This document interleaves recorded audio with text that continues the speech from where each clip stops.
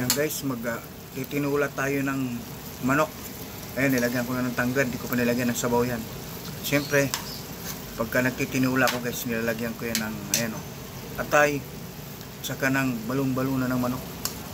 Para malanghap natin yung lasa at sarap. Mamaya guys, pagka nagsabaw yan, pag nilagyan ko ng sabaw, ginisa ko kasi muna yan guys sa bawang at saka sibuyas. At syempre hindi mawawala yung luya at ang pamintang buo.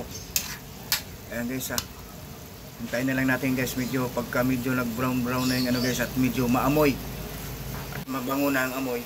Ayan, lalagyan na natin ng sabaw para lumambot.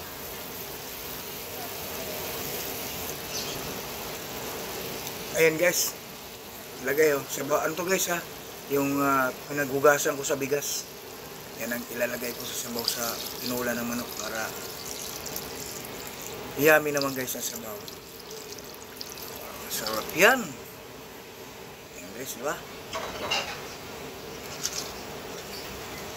Masarap yan guys.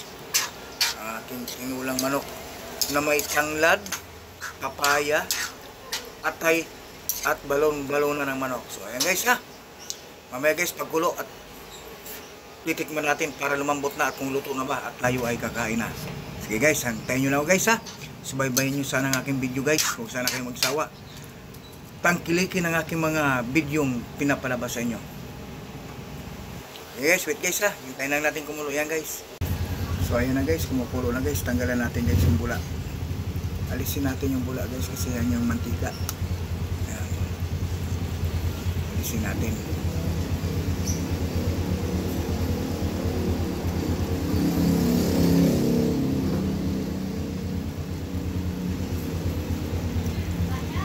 Alisin natin yung bula. Ayan na guys, kumukulo na ang ating overload tinulang manok na may papaya at saka siyempre guys, lalagyan natin guys ng malunggay. So ayan guys yung malunggay. Ayan yung malunggay ayan, ihahalo na natin. Ihalo na natin malunggay. Ayan na guys, ang ating overload tinulang manok. Ang nagdala ng lasa dyan guys, yung sarap, yung sustansya natin guys malunggay at saka papaya. The best partner talaga yan guys sa tinula ng manok. Okay guys so once again guys, maraming salamat ulit sa inyo lahat. At mamaya guys, pagka naluto yan at kakain na tayo. Thank you so much and God bless us all and see you by the next vlog. Bye bye.